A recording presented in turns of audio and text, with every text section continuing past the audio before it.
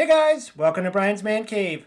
Well, I thought I would start a new segment about some amazing Atari games, Atari 2600 games to be specific.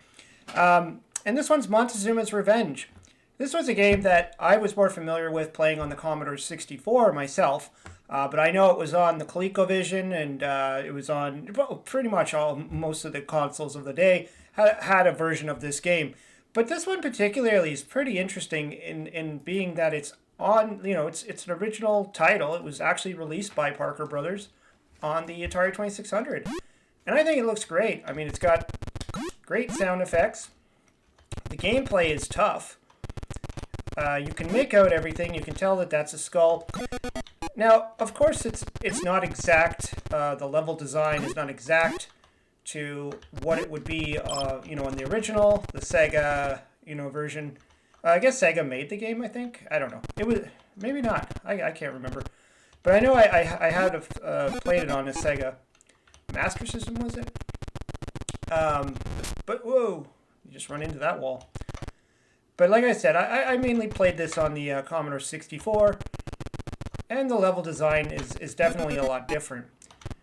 But that being said, this gives you almost like a whole new game to actually get to play, which is neat. You do have to, if you first start on this game, you kind of have to explore and find the right path you need to take. Because essentially what you're doing is you're trying to find all the keys to open up the doors to get to the end, and then you move on to the next round. You're right. You got to remember to take the right pathway, because you can waste your keys if you go through the wrong door. But I mean, ultimately, I just think that the look and feel of this one is pretty good. How do I get down again?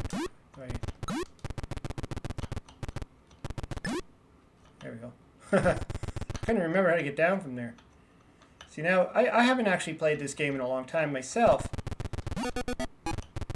So I get lost every once in a while. I mean, the level's not that big in comparison. I know if you do this properly, you can get enough of those, you get a free man. You gotta be careful on this area here. Usually, you gotta time it right. In fact, this game pretty much is all about timing. And you'll notice that skull is breaking the laws of physics. And I'm not allowed to. He's just rolling on over that empty space there. I think I'm going the wrong way, too. Yeah, I remember a while back when I used to play this a lot. I kind of figured out the order and the directions on where to go, which were the best way to take it. Right now, I just seem like I'm going around in circles here. I hate these things. But as far as like the character design, I think he looks pretty good. I think he looks decent. I've played some other, like, this is probably a much later release for an Atari 2600 game. And it is quite a rare title. It's not one that you easily find when you just like looking around in thrift shops or wherever you tend to go to look for Atari games or retro games in general. This is going to be a quite rare one to find. I don't have a physical copy of it, so I'm playing it on my Stella emulator on my PC. And I'm playing pretty terrible. Oh, I just got a free man. Whoa. Which way do I go? Down? I think I gotta go this way.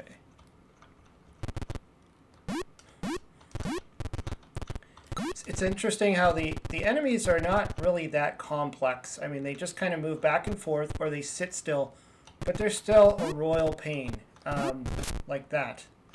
It's very easy to not make the jump.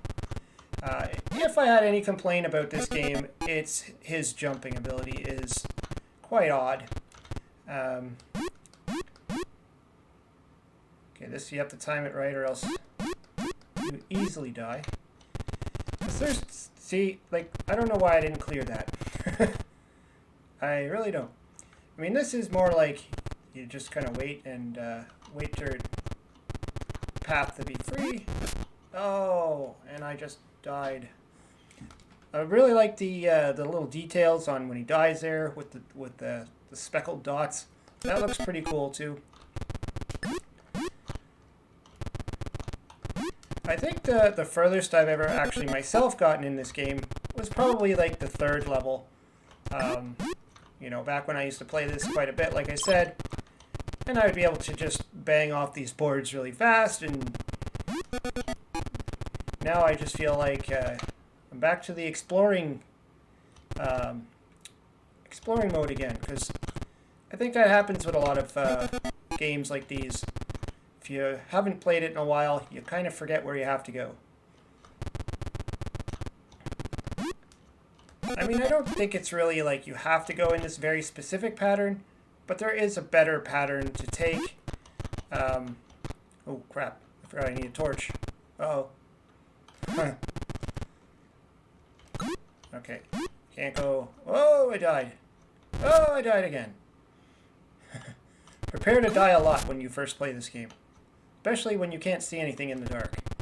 So as you can tell, I went the wrong way, as essentially the better way would be to get the torch first.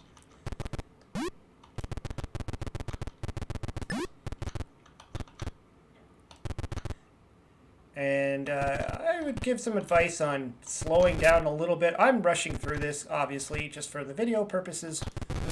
But there's no timer in this game, so, you know, you can take as long as you want to explore, to have some patience on these, whatever things they are that seem to keep killing me.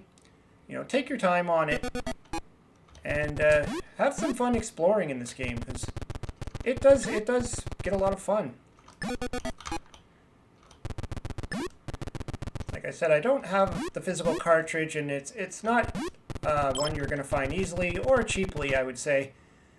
So if you do have the emulator, you know, try and get a ROM for it.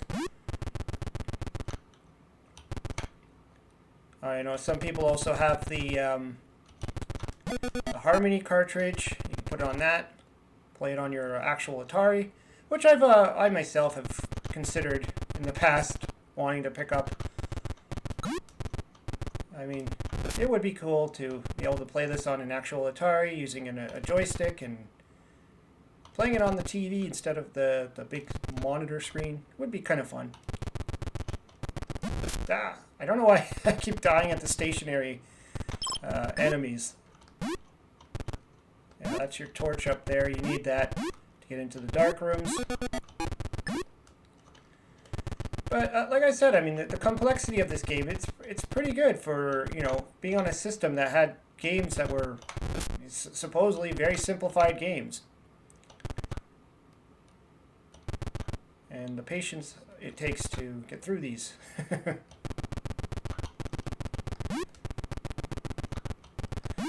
I mean, the sound is great. The walking sound can get annoying, but I believe that was also in the original, the other versions, I should say. You know, this does mimic a lot of the same sound effects, which is great. That snake is a real pain in the butt. I do have a sword, so I think if I get hit, it'll just use the sword instead. I don't remember where I have to go now. I think I have to go all the way up and all the way back to where I was before. Oops, slow down. Oh.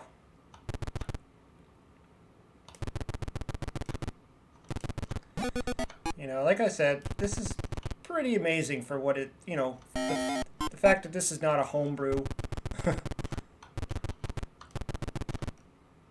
This was actually released back in the day from Parker Brothers.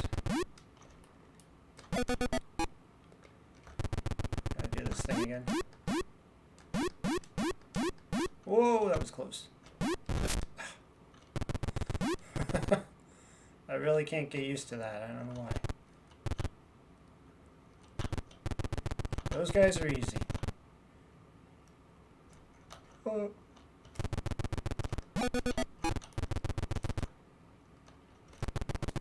Those are the pits of death. You don't want to fall down there. Got me a hammer. Can't remember what the hammer's for. Whoa! That was bad timing on my behalf.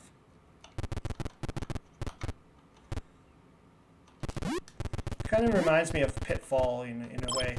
Ah, no. Need another key. Like I said, you gotta map out what the best route to take and not try to die.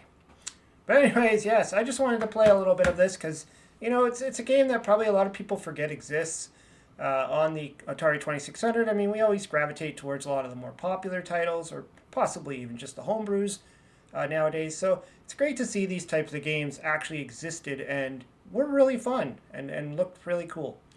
Anyways, that's my first amazing games on the Atari 2600, and hopefully I can dish up some more and play some more because I always have fun playing these. Anyways, let me know what you think. Throw some comments down below. Hope you subscribe, and we'll talk to you later.